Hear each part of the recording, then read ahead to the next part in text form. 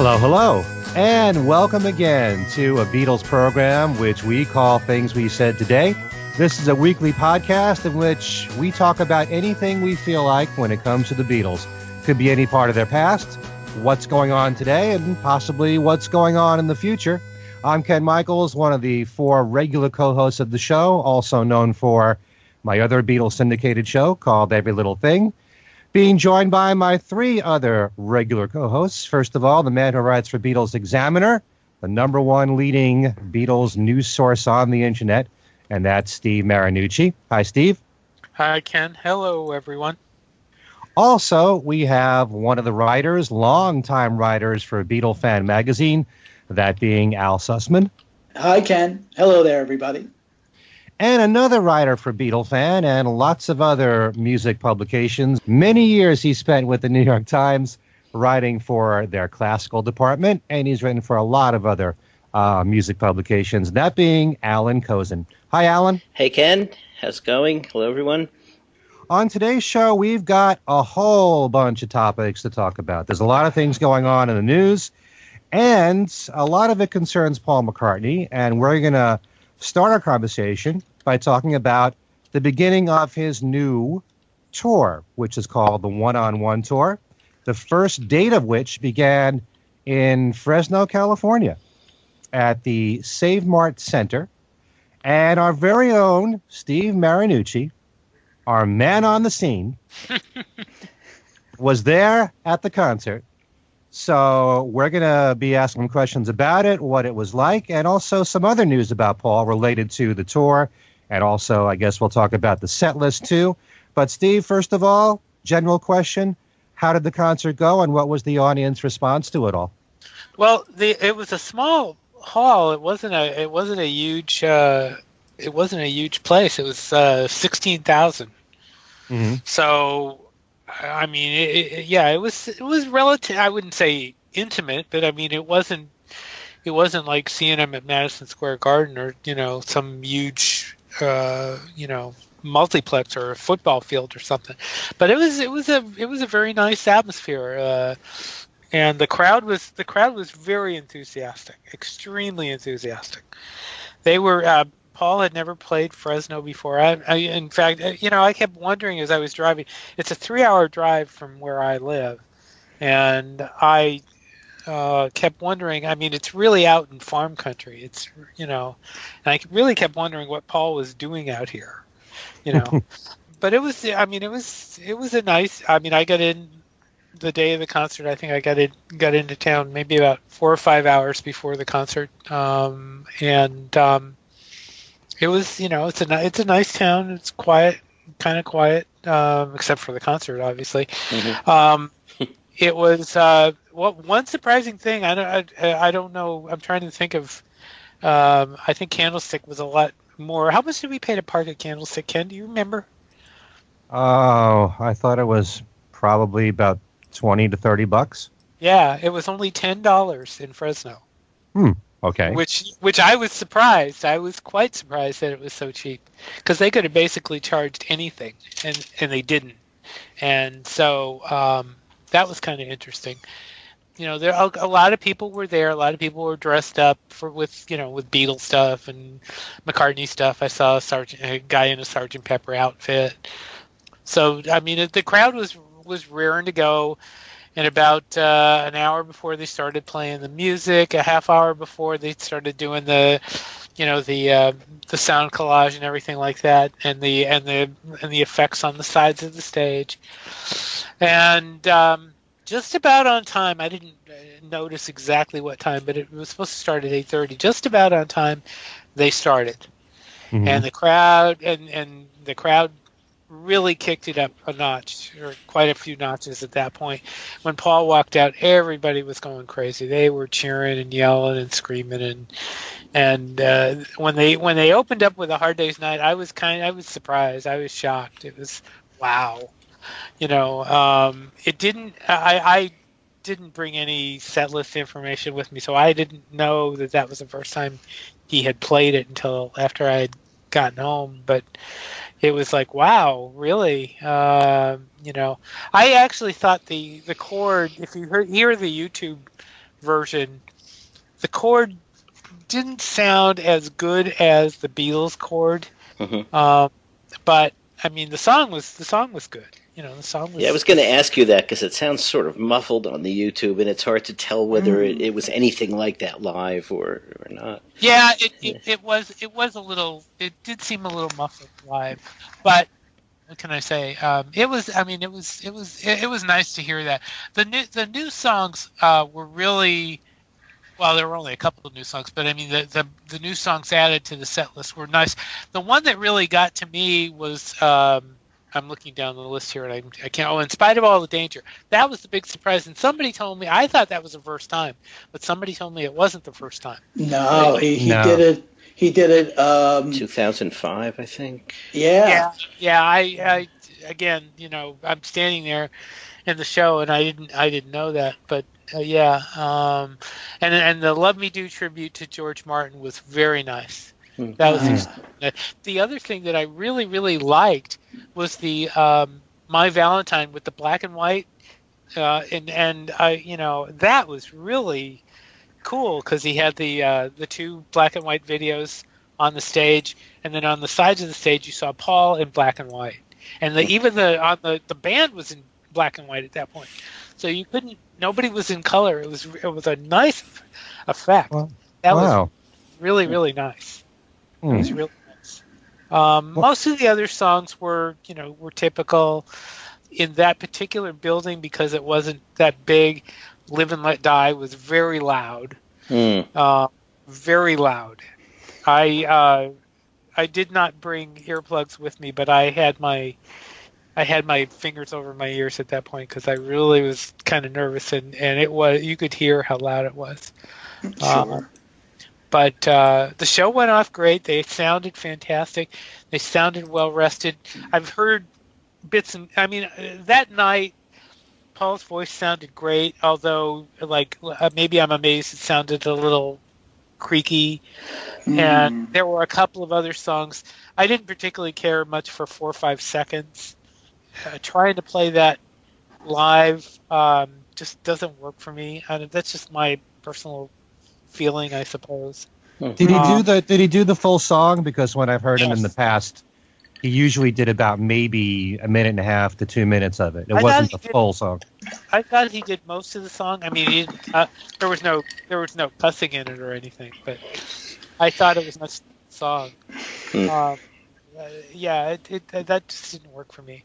I mean, at the end of the show was, everything he's done before. I mean, he did, Mr. Kite, Something, USSR, there wasn't really any he did flub the words to Yesterday, and he kind of, he raised his eyebrows a little bit and said, I think he said something like, he raised his eyebrows and kind of went, oh well.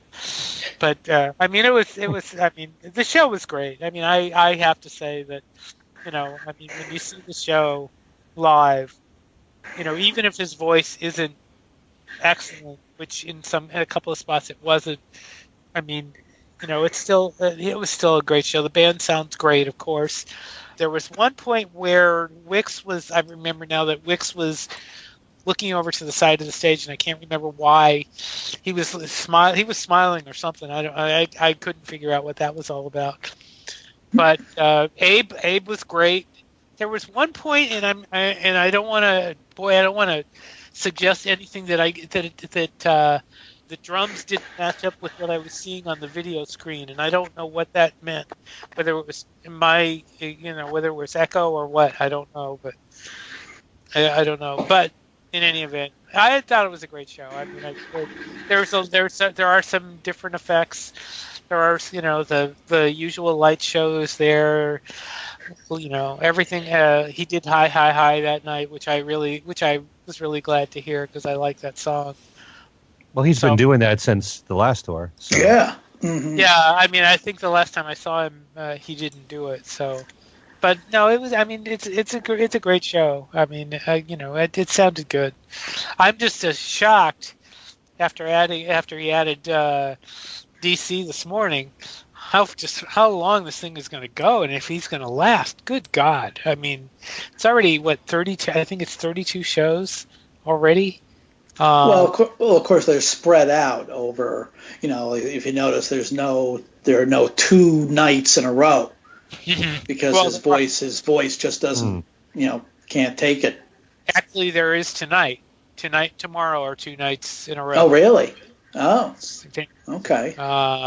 I remember, Steve, not long ago when the first dates were announced in the U.S. and then we heard about the European ones, and you said you really doubt that he's going to do any more U.S. shows. And as soon as I heard about the St. Louis show, which if you notice, it follows the European shows. Mm-hmm. You knew right then and there he was going to add more U.S. shows.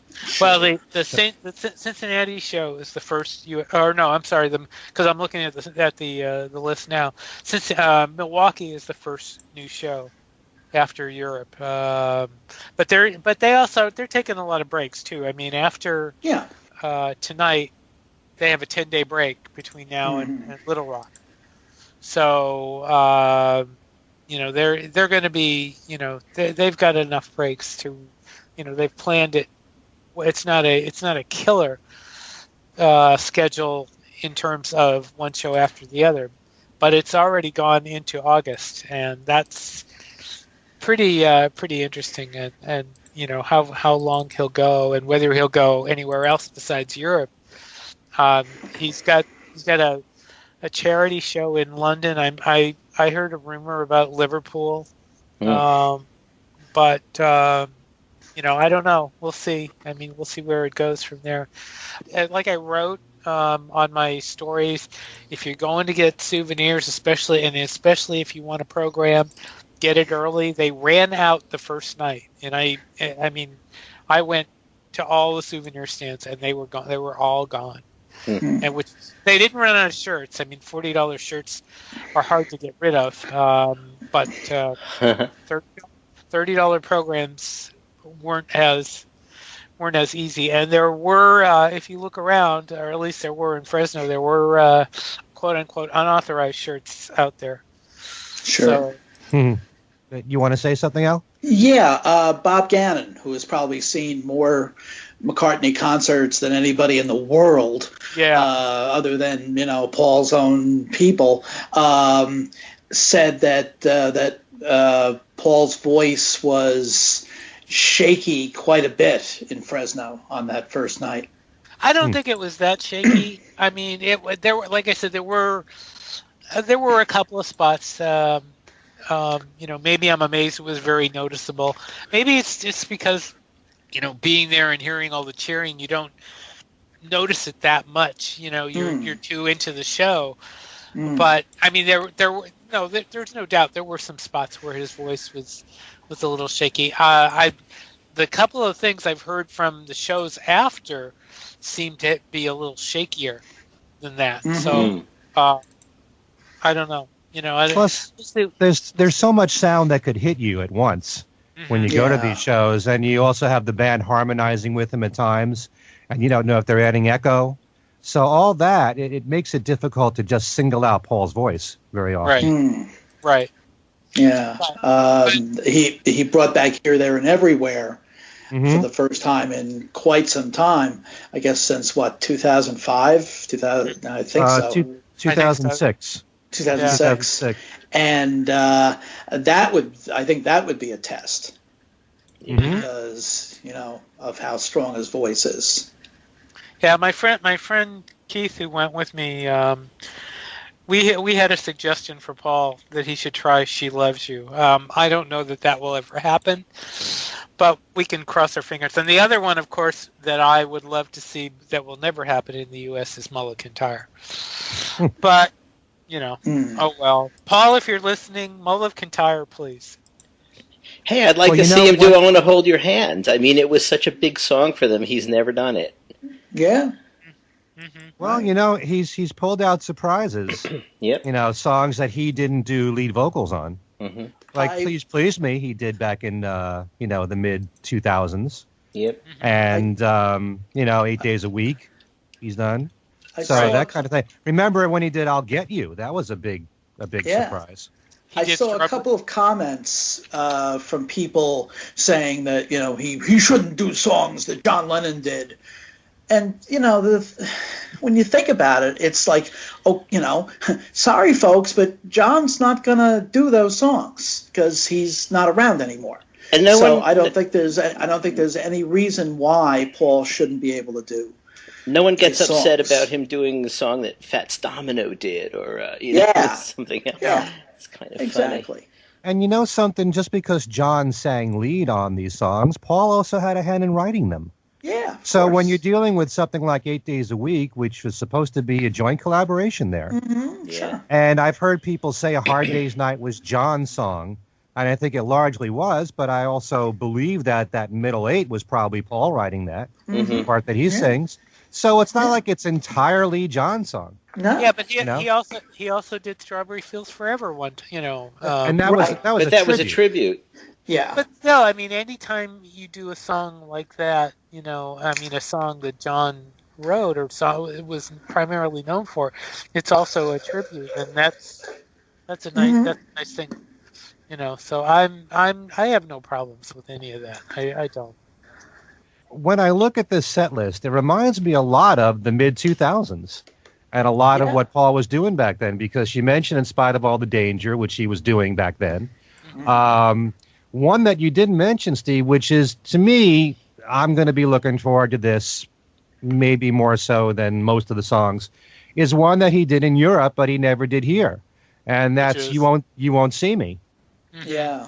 And he did that back in 2004. There are certain songs that Paul did only in Europe and he didn't do here, like She's Leaving Home was another one. And a few years ago, he did The Word live, as well as and Come and Get It he did live in Europe, but he didn't do it here. Another fun one was Temporary Secretary. That was because there were some cute visuals with that. So that was, and I think he had done that.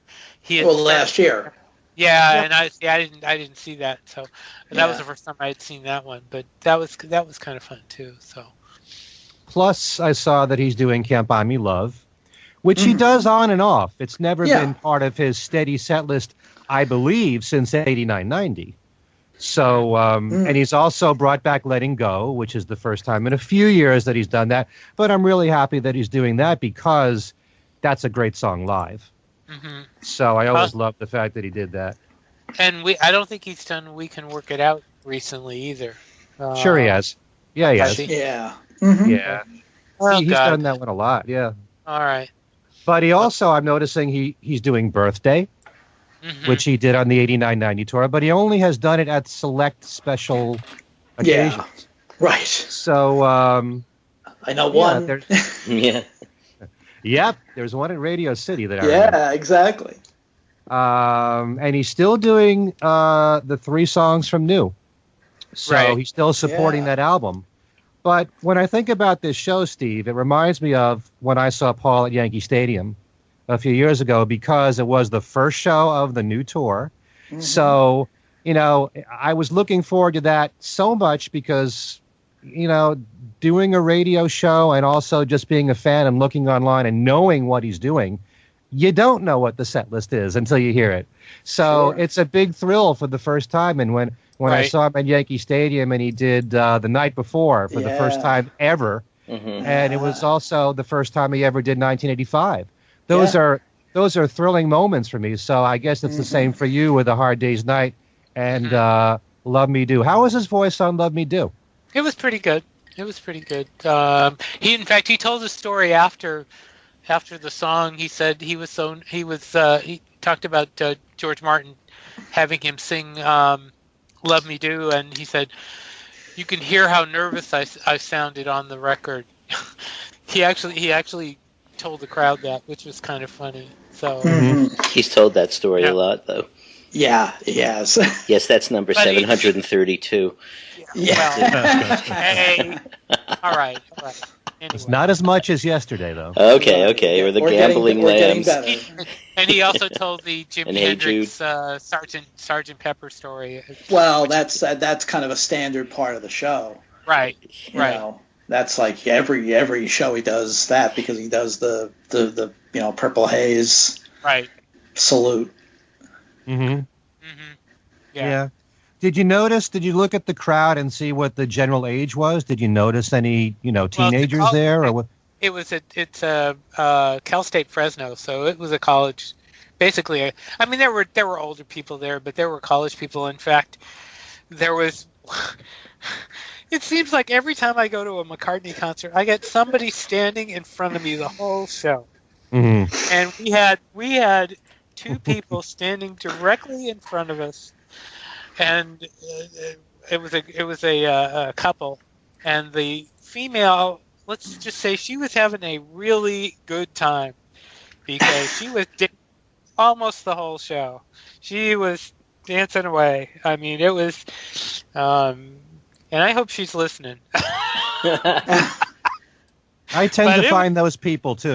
They're oblivious to what's going on. Oh yeah. Well, they went out and got a drink in the middle of the show, so I knew they were oblivious. But it was funny. It was funny to stand there and watch them like that. Oh well. So having seen so many McCartney shows now, do you look at this, because sometimes I look at from 2002 on as being like a continuation of most of the same thing. Yes, there are set list changes, but you've always got the heavyweights in there, which he plans towards the end. You know you're going to get Hey Jude at the end. You know you're going to get Let It Be and Live and Let Die and Golden Slumbers Carry That Way at the end. And, it seems to be, and Yesterday is always towards the end. So it's just a matter of those B-list songs that he interchanges here and there. Did you feel like there was enough change in this show to make it interesting for you? Or did you feel like this is just, another show just like all the others? I didn't look at it that way at all. And count me, I guess I try not to go into these things with fandom over my head. I really don't. But the whole idea of hearing him do these songs, I don't know, maybe I'm succumbing to the hype and all that, but the whole idea of hearing him do these, the Beatles songs and even the Wings songs, and the Quarrymen song for that matter. It's just a great experience. I don't, I've read so many of the press releases, from the that the McCartney people send out, and it's, and they talk about, hearing, the experience and hearing the Beatles songs and everything. And it's, and it really is kind of like that, even if you try to be somewhat impartial, which I'm trying to do now, and when I wrote about it, the songs are great. He sounds relatively good. I would say, people are criticizing his voice. He doesn't. I've heard a lot of singers sound a lot worse than he does. He's sounding relatively good. He really is. There's gonna be the critical people who say, "Oh, he doesn't sound like 1970." Well, of course he doesn't. He's but I don't think he sounds that. I don't think he sounds that bad. I've heard, older people sound worse. I do remember, interestingly enough, when I saw Randy Newman a few years ago, he sang a song, and I can't remember the name of it off the top of my head. Maybe one of you guys can remember, where he talks about old rock and rollers that won't quit. And I remember one night when I saw him, he mentioned Paul McCartney. But there are people that shouldn't be touring, and I don't necessarily think Paul isn't one of them. I just hope he retires at some point before, he knows when to retire. I guess that's the point. But I think the show was relatively good. I really do. I would not be that critical. I don't know. Maybe you guys would, but I was pretty impressed. Considering how long that show is, and all that he goes through, and just getting there. Although we were talking about this before too, and we were saying I kind of don't think he stayed in Fresno. I really kind of doubt it. Well, I mean, he was in Santa Monica, sometime before that for the Ron Howard interview that we talked about last week. So I kind of don't think he just flew into Fresno for the show. But it was. I mean, still, it was fun. It was good. The weather was nice. It wasn't really hot. It could have been in Central California. It really, really could have been hot, and thank God it was not. It was actually kind of cool. So that was nice too. Do any of you guys want to comment about the set list from what we've been talking about and what you've read, and whether you're excited to see Paul again? If he comes closer to your area. Mm-hmm. I already have tickets for New Jersey. Mm-hmm. So how do you guys feel about this particular lineup of songs? I think it's. Go ahead, Alan. No, I think Steve's basically covered it. I was interested to see Hard Day's Night as the opener. I thought that was a nice touch, and immediately went to YouTube to hear it. There's also a nice clip out there of McCartney and the bassist from Nirvana, Kurt. Oh yeah, Chris Novoselic. I'm not sure how you say his name even. But that actually is a pretty good clip. Usually it's Dave Grohl, but nice seeing someone else out there with him. I kind of like actually some of his guest things that he does. Where he brings someone out, and often these days it's a younger singer or younger singer guitarist, and so I don't know if he's going to. I mean, he's still announcing shows, but I'd kind of be surprised if he turned up in Portland, Maine. But you never know. I was going to say, if for anybody on YouTube, there is about an hour of the Fresno show on YouTube. The sound quality is not fantastic. It's kind of bassy. But it's about the first hour or so. I didn't notice what song it cuts off on, but it goes pretty far into the show. I haven't checked to see if there are any longer clips for any other shows or anybody got a complete show yet. But and the other thing I didn't mention that I haven't written about was he did invite somebody up on stage, and that was kind of cute because there was this couple, and he even talked about it at one point during the show. He pointed it out where the kid said, "My name is Jude. I'm named after the song, and I'm Jude's mother. Sign me." And there were like 5 people crusading for this woman to get signed, and they did. And then they found out that Jude wasn't named exactly for Hey Jude. It was named for his real name was something else, which was hilarious. But anyway, but that was it was cute. It's cute to see that too. That was kind of fun. So, hey Al, you were going to say something about? Oh, just well, for one thing, it looks like he's circling around Pittsburgh, but not actually not actually doing a show here. It looks like, because he's doing Cleveland, he's doing Philadelphia, he's doing Washington. He's doing. How close is Hershey to you? Hershey's on the other side of this, pretty much the other side of the state. Oh, okay. Hershey's closer to Philadelphia, so really it's a big state. Oh, okay.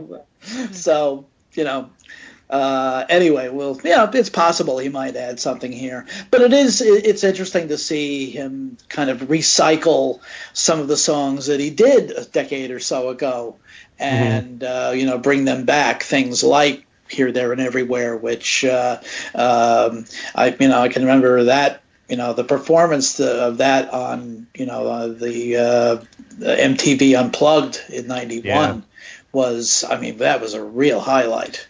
Mm-hmm. And that's why I was wondering if, voice-wise, he can still cut that particular song.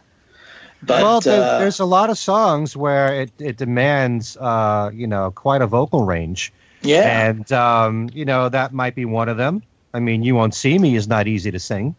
No, it's not. So, there's a whole bunch of songs in his catalog. The ballads that require a range, like it's actually not that easy to sing something like My Love, which he's not doing on his tour. But those are not that easy to do.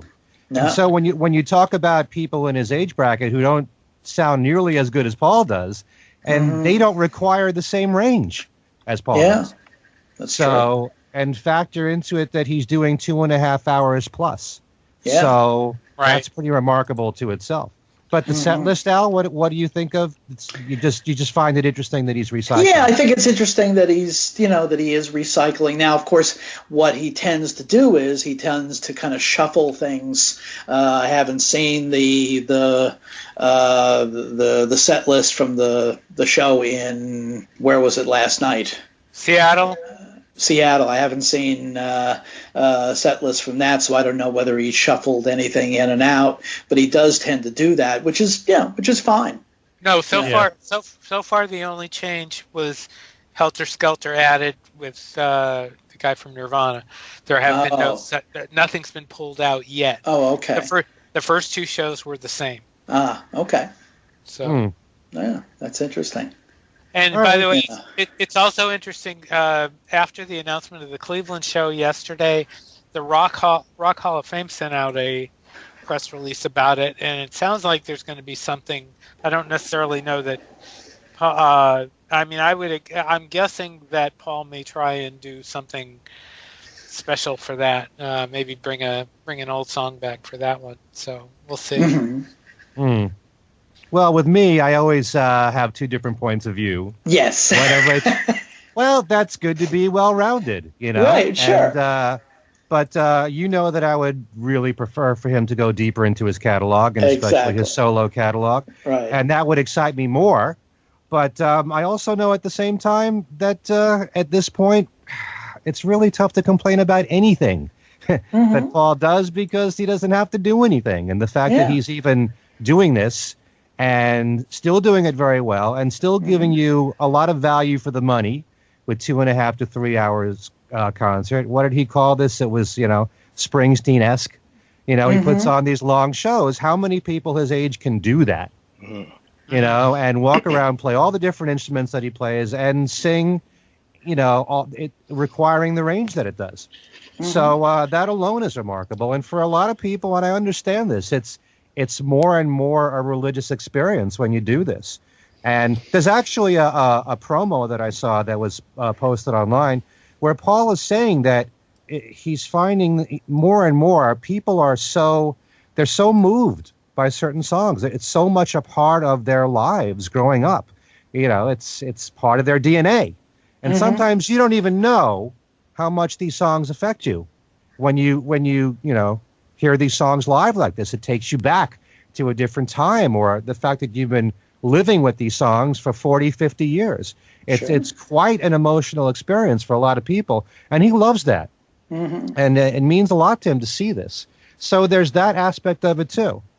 But, I also know I don't go to see Paul McCartney because he was a Beatle. I go to see Paul McCartney because he's one of the greatest artists of all time who started out in the Beatles. But since the world knows him most for being a Beatle, and they're more familiar with that catalog, he caters to that crowd. He's not gonna give you a history lesson on Paul McCartney. He's there just to entertain the crowd and be a crowd pleaser, which is what he's been doing essentially since the Back in the U.S. 2002 tour on.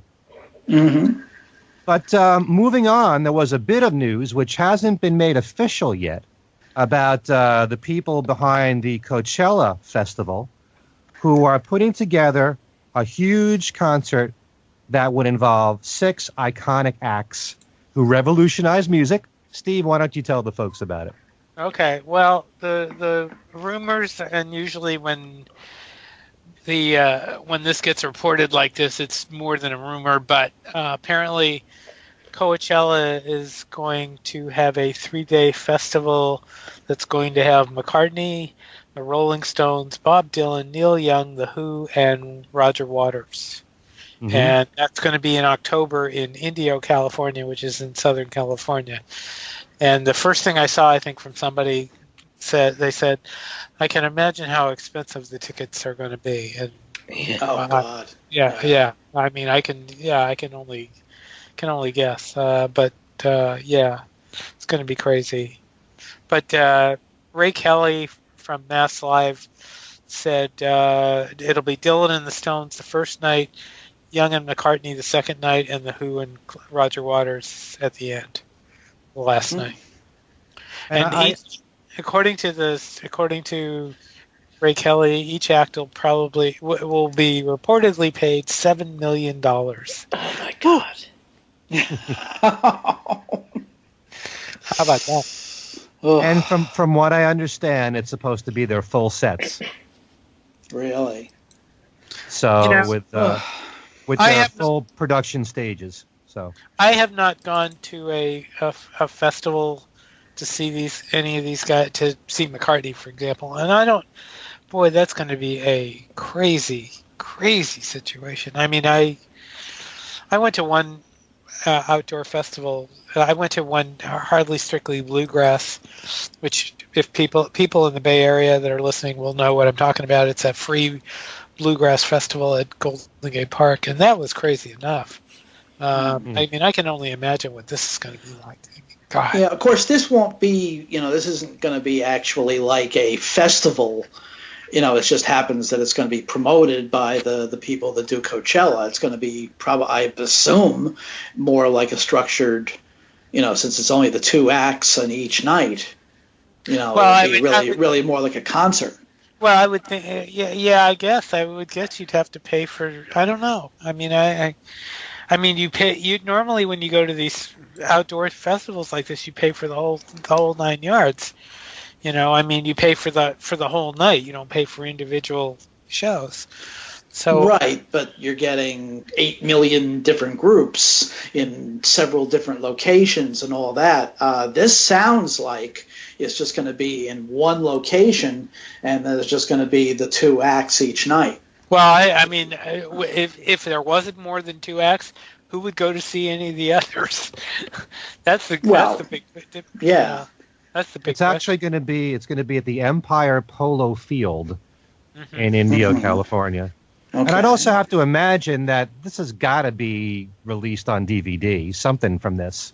They got to make something more out of this. When you've got these powerhouse acts together, and so many of them have never been on the same bill together. McCartney and Dylan have never been on the same bill together, although they're on different nights. So I think that's pretty exciting, Although you have to wonder which acts do you pick? I mean, why not Eric Clapton, for that matter? Or, it would be nice if Ringo was a part of it, since he's always touring. But, you have to get all the All-Star Band members, and I think at that point, their tour would have ended. So yeah, Ringo's only touring through July, so. Yeah. But it's a great killer lineup right there. Also in the news, there's word that the Traveling Wilburys are making a comeback of sorts. They're going to be available for streaming very soon, and also their catalog, both albums, are going to be re-released. So, Steve, you were reporting about that. Yes. It came out yesterday, actually, which would be April 18th, that Concord is taking over the Wilburys from Rhino, and they're going to reissue the box set, the collection, and the Wilburys music is going to go streaming, which is good. And they're going to, like I said, they're going to re-release everything. The 2 CD, 1 DVD box set. They're going to put everything out again, and then a vinyl box, and there's going to be high-res downloads for the first time. So that's going to be for people who love that, and it all comes from the licensing agreement that with the Harrison Music that was announced in January. So there we go. All right. Is there anything new on it? Okay. No, according to that's the only befuddlement. I saw the press release. I had to go hunting for it. Did not say anything new at all. It's all, they're reissuing the collection that Rhino put out, and so no, nothing new. Interesting. Sure, it would be nice. Not that there is that much. I don't think there is. but you never know. I mean, basically, there are a couple of uncollected remixes and B-sides and, that kind of thing. A few different versions of Handle with Care or something. But, I mean, the basic material we've heard. So interesting. It would be nice if somebody had that Palomino show. That would be great. That would be fun.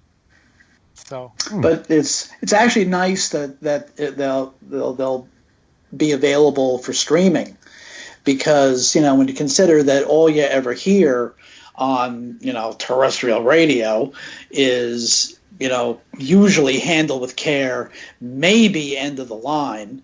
There would be so much other material from certainly the first album and even the second one, even though the second one was a much weaker album, that people, younger people particularly, might discover. Yeah, well, both albums had a lot of great material on there. Right. Sure. So this follows the footsteps of the Beatles' core catalog being available for streaming, which happened around Christmas time, and the Beatles anthology being available for streaming, the 3 double CDs, and now the Traveling Wilburys. So good thing right there. There's one thing to say about the Beatles anthology streaming. Apparently, I haven't compared it myself, but I know a lot of people who have done, and they say that the anthology has been remastered and sounds immensely better than the CDs, even on stream. Yeah. Oh, really? Might be worth looking into. I think we will. Interesting.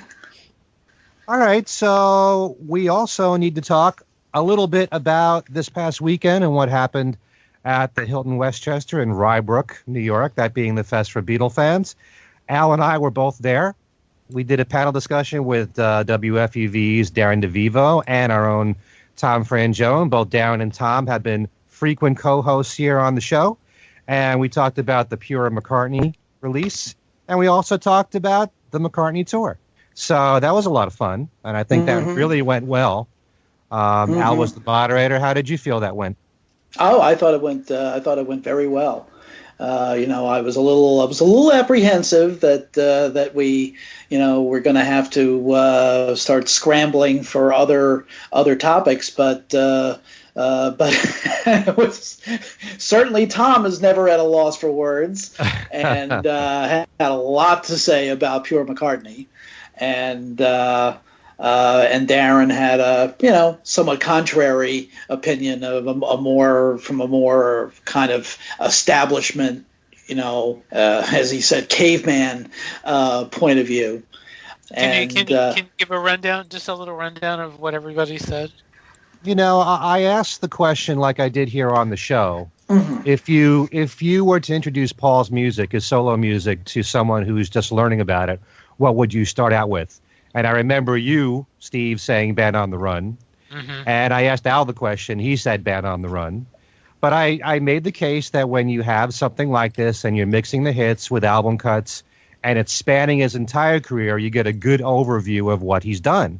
And I'd much rather introduce someone to something like this that spans all the decades instead of just 1 year of his career, or one particular time period.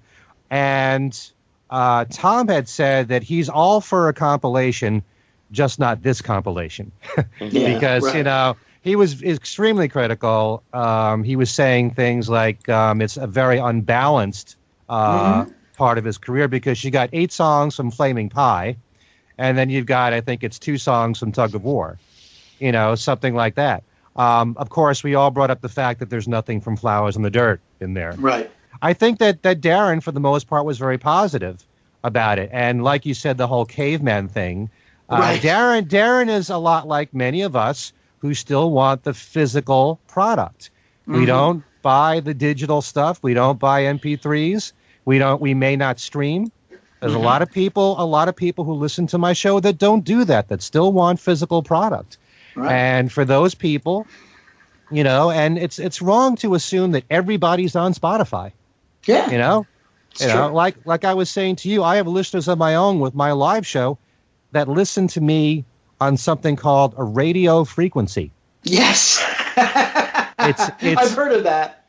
It's not being streamed for some people. Yeah. I have some people that don't have a computer, that refuse to buy a computer, and to assume that everybody is completely digital these days is a farce, to say the least. Sure. But, obviously that's much more skewed to younger people who are into that, sharing music on Spotify and all. And I also do believe that there are people who like to be programmed to. It's not like we have to discover the music ourselves. And it's true, you can pick all these songs that were on the 4 CD set, and you can put them all together yourself. You can listen to them on YouTube, or you can create a playlist if you want to. But it's nice to know that this is something that Paul and his team put together, even if there's no way you can look at it as being perfect, because we all have different tastes. And we all brought up that point of view that we'd all come up with our own playlist and all be different from each other. Exactly. So just the idea that periodically this thing has to be done, and it to me anyway, I think it's a far better way of introducing an artist catalog than specifically one album. And I recall, Steve, and I wanted to bounce off of you on this on our last show, because you said that when you do something like that, you're taking the music out of context, which I completely don't even understand, because the strength of a song is if it stands on its own. Yeah. It doesn't have to be tied to a specific album, and that's it. And when I do my radio show and I'm bouncing around all the different decades and I'm mixing the group and the solo, you hear a consistency there where it all makes sense. And I've actually had a lot of my listeners tell me that, where the music flows. When you're going from Rubber Soul to Flowers in the Dirt to Cloud 9 to Imagine, it does make sense when you mix it all together. And in this case, I think that the Beatles and the solo Beatle catalog is like that, where it's just like any radio show where it's all mixed. I wouldn't say, hey, I wouldn't listen to Sgt. Pepper unless With a Little Help from My Friends follows. The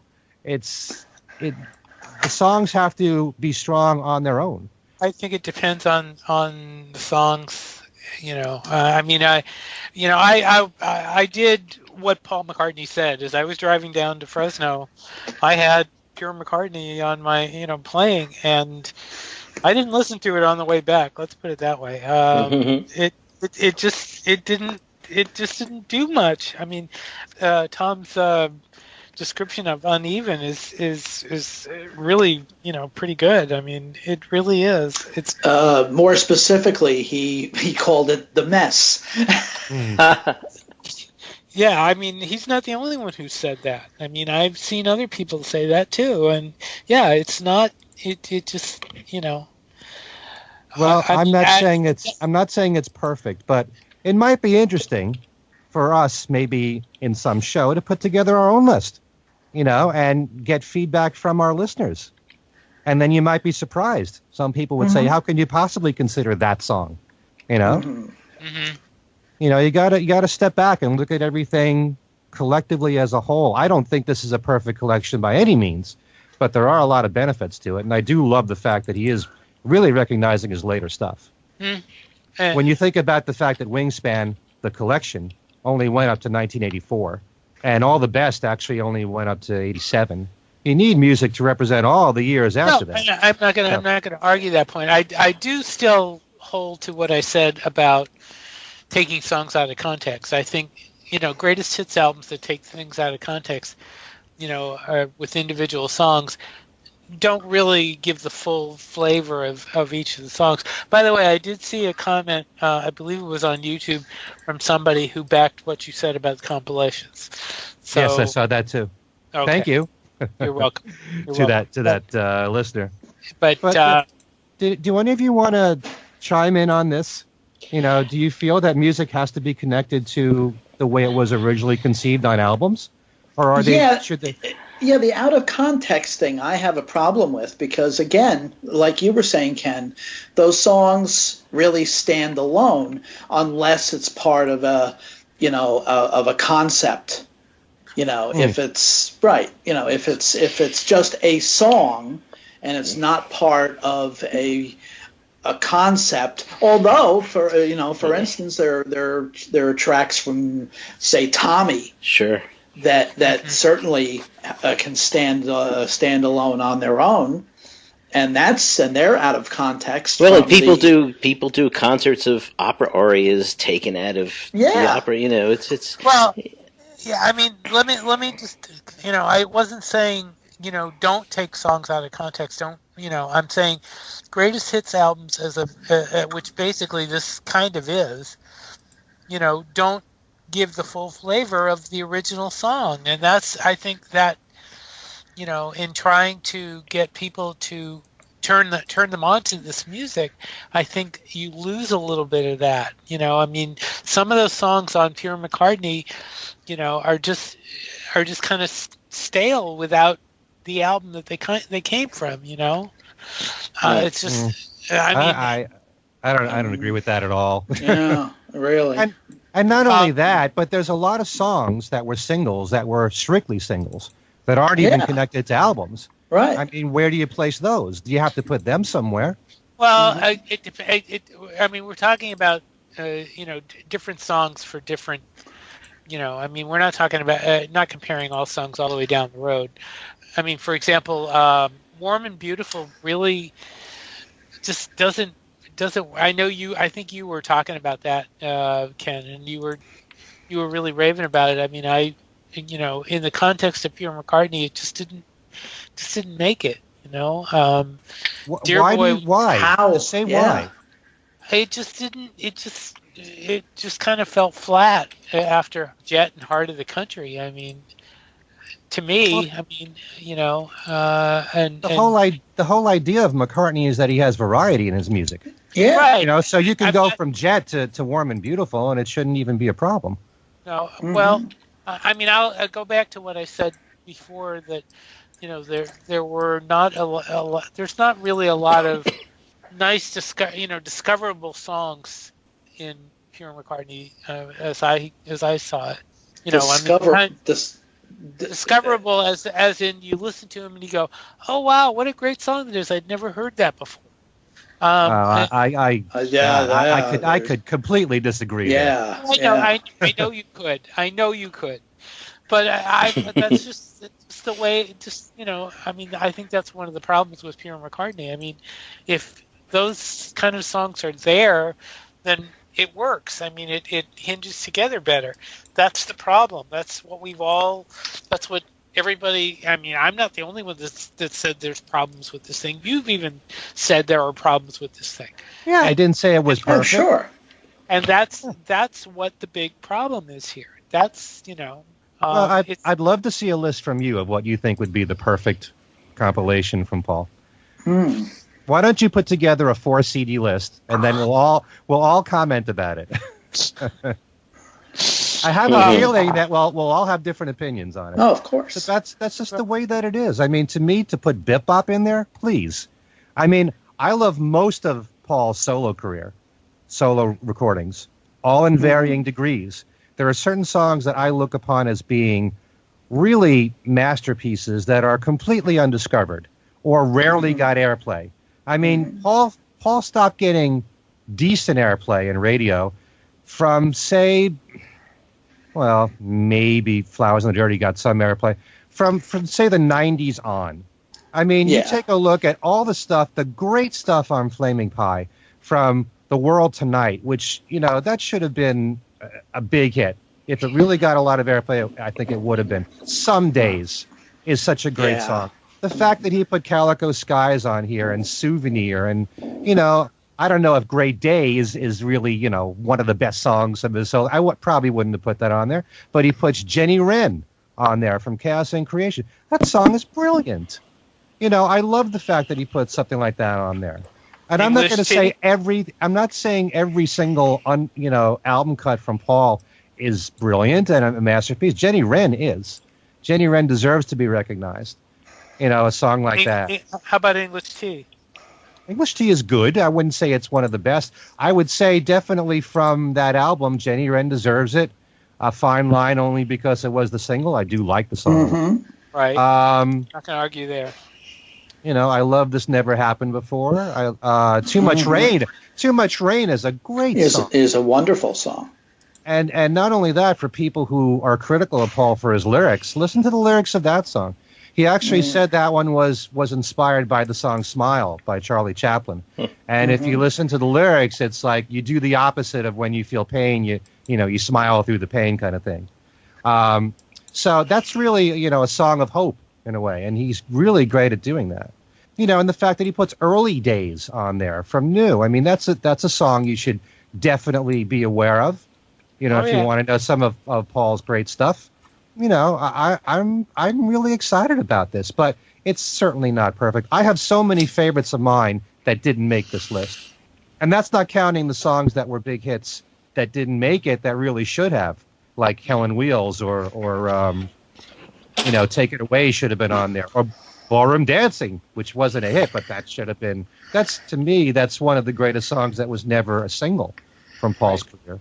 So, there's a lot of good to be said about this compilation. And so, like I said, if you put together your own list, I'm sure a lot of people would disagree with it. I think it could have been a whole lot stronger. A whole lot stronger. Okay, put together your list, and we'll debate it. Anyway, getting back to the fest.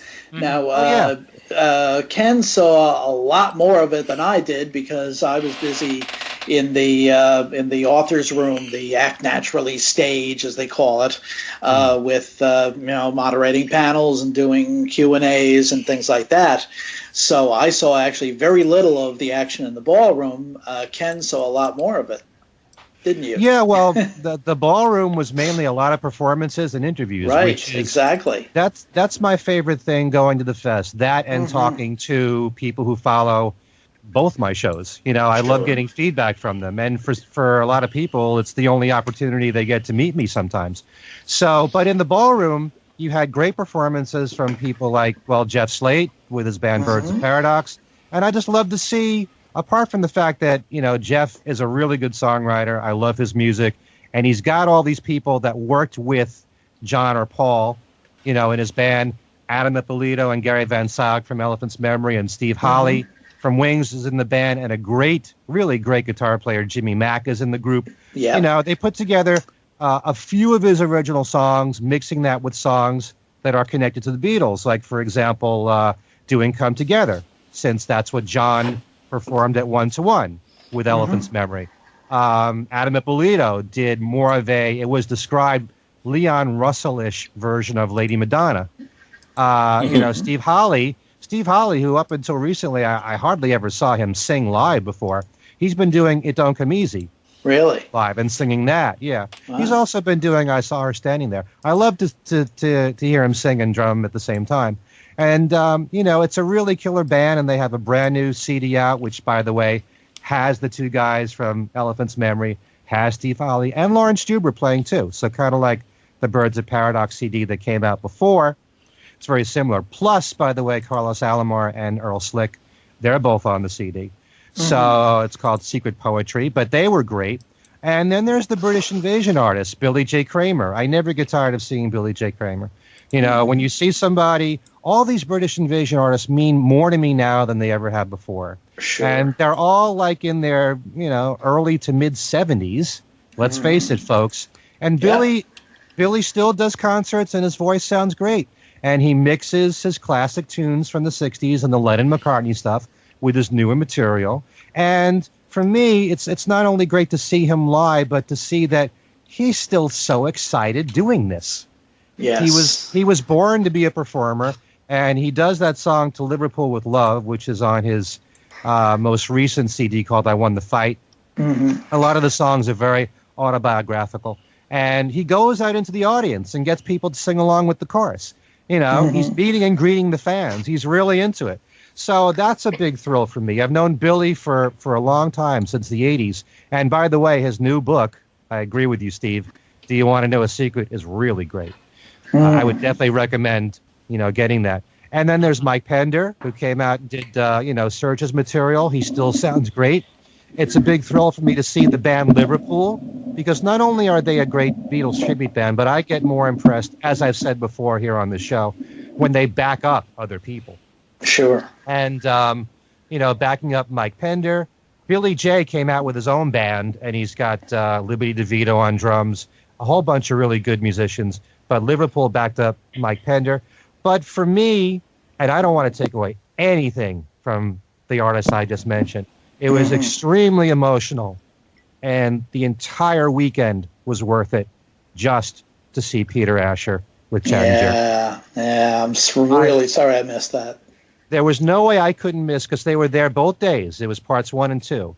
And if you've never seen Peter Asher before, if he's ever performing in your area, you should see him, because he does sort of a mix of a storyteller show mixed with his own music, which he sings with a backup band.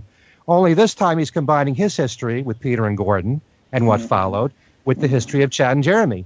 So not only do you get the performances of Peter doing Peter and Gordon songs, you get Chad and Jeremy doing their songs. And, you know, you close your eyes and they sound exactly as they did in the 60s. They have the same voices.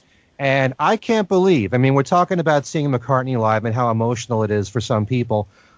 I was actually welling up over hearing a summer song. And a summer song is one of those songs I could hear every day for the rest of my life and never get tired of. And here are the two guys singing it. Also, you know, Willow Weep for Me and Yesterday's Gone and those great songs.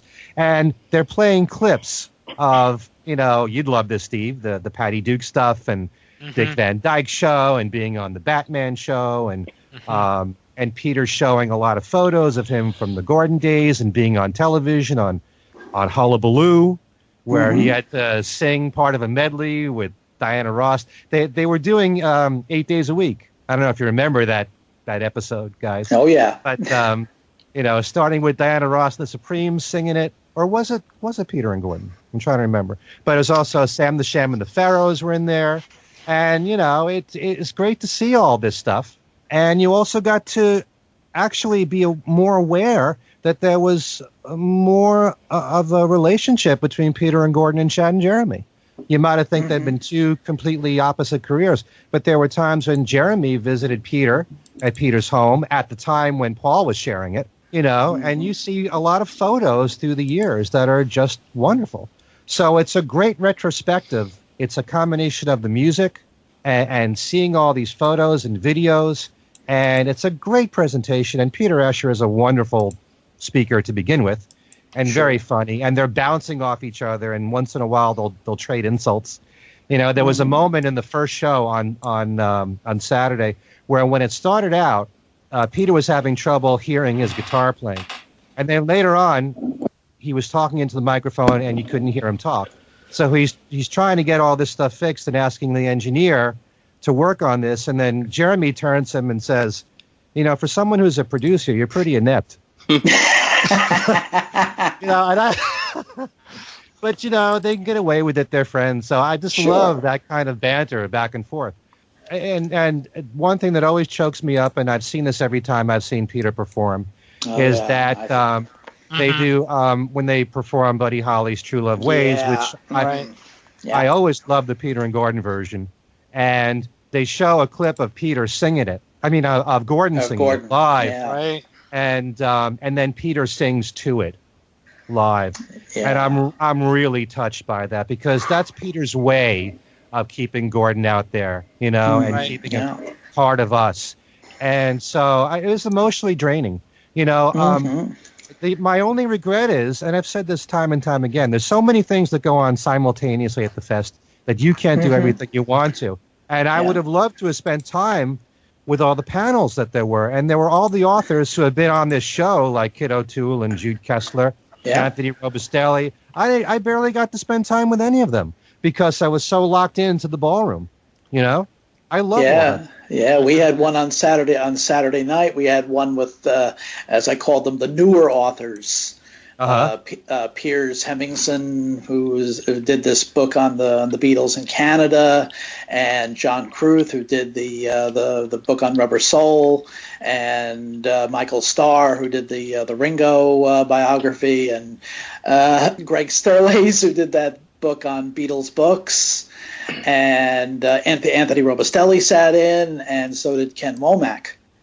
So that was for me at least, that was a real highlight of the weekend. I wish everything would be videotaped or put onto DVD. and just sold as a package for all the stuff that you missed. So they should stream it. You could do it. Yeah. A lot of places that have conferences, and speeches and various events actually do stream them now. Right. So, but can you stream all the events going on at the same time? Well, it would be hard. I mean, you could stream selectively, or you could have different channels.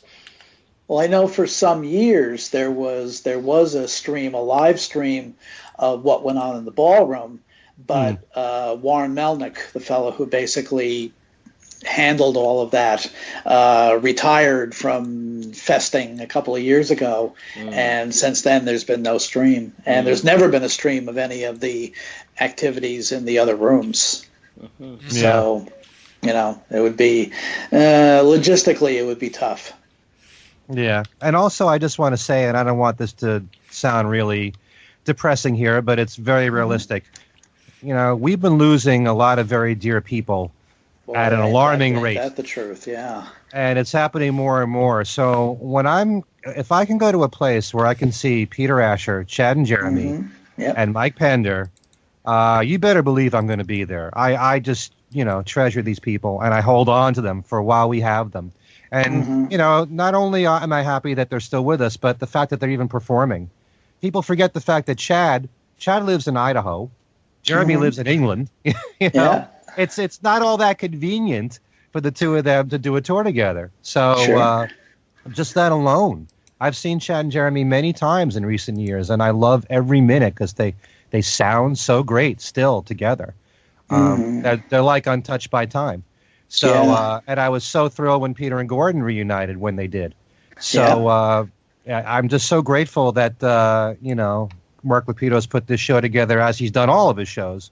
And I got to tell you one other thing that was a big thrill for me, and that was seeing they had all of the programs. Yes. Did you see that? From the first one all the way, it's 42 years. All the way to 2014, I guess, the New York show. I think is the last one on there. But that's I would love to have a poster of that. Yeah, that would be nice. Yeah. Because I think I've been to at least one of every, I think there was 1 year when I didn't get to the New York show, and because of health problems or something. But I've been to at least one Beatle Fest or Fest every year. That's remarkable. I wonder how many people have been to the Fest every year since it started. That's got to be tough. Yeah, it's got to be real tough, because I know a lot of the people that were regulars back in the 70s, a lot of them are gone now. Right. And a lot of them, they basically stopped coming for various and sundry reasons. So I don't know of anybody that that has made the entire circuit, from 1974. How crowded was it over the 3 days? Saturday was there was a good turnout on Saturday. Sunday was okay, not spectacular, but it was okay. And Friday was Friday. Friday's never all that crowded, but there was a very good turnout on Saturday. Oh, it was packed on Saturday. Yes, but the only thing really horrible was the parking there. There were no parking spaces, and you had to park way across the street. And they had a couple of weddings going on at the same time. Right. At that hotel, which didn't help matters any. But no, it's a tremendous show. I love going to meet all these guests, and anyone that's had any contact with the Beatles, to see the people that I saw in that ballroom alone. Yeah. It was worth it. It's just, I'm just so grateful that I got to do that. Yeah, I remember I saw the first year that Chad and Jeremy played the Chicago Fest. I was able to get into the ballroom to see that, and that was fabulous. Because I wasn't, to be honest, my expectations weren't that high, but they, like you say, they sounded exactly the way they did in 1964. It really is remarkable when you think about it. I mean, there are certain people who it's so ingrained in them what to sing. I mean, you could take Simon and Garfunkel, and they may not perform in 25 years. They get together, and they'll sound the same. Yeah. You know, it's just the way it is. You know, there's so much in each other's skin, and it's I'm sure the Everly Brothers were the same way, and the Beach Boys, and well, the Beatles. Sure. So, yeah, that's part of the magic of it all. All right. Anything else you want to add? No, I think we've pretty much covered everything. Okay. Well, if any of our listeners would like to comment on this show, or even if you want to pass along some ideas for us, what you can do is write to us at our email address, which is thingswesaidtodayradioshow@gmail.com. We also have our own Facebook page at Things We Said Today, our own Twitter account, and I never remember the address for that. So, Steve? Things We Said Fab. Okay. If anyone would like to get in touch with Steve, they can do so how? BeatlesExaminer@gmail.com, or on Facebook on my personal page. And I also have a group, Beatles News and Commentary. Mm-hmm. And Al, how about you? Facebook, Al Sussman, Twitter, @ASUSS49, or via www.beatlefan.com or www.paradingpress.com. And Allan? Oh, probably just on Facebook under Allan Kozin or Allan Kozin Remixed, my alter ego. Easiest way to get me. Okay. And as for me, Ken Michaels, my email address is everylittlething@att.net. I also have my own Facebook page, that under the name Ken Michaels. And also there's my website, which you should also check out, kenmichaelsradio.com. All right. And I just want to make sure, because I always forget things to say here on the show, and I end up regretting it later. A big thank you to everyone who came out to the fest who said hello to us, and those who attended the panel. It was great to have you there. We really appreciate it. So on behalf of Steve Marinucci, Al Sussman, and Allan Kozin, this is Ken Michaels thanking all of you for listening, and we'll see you next time.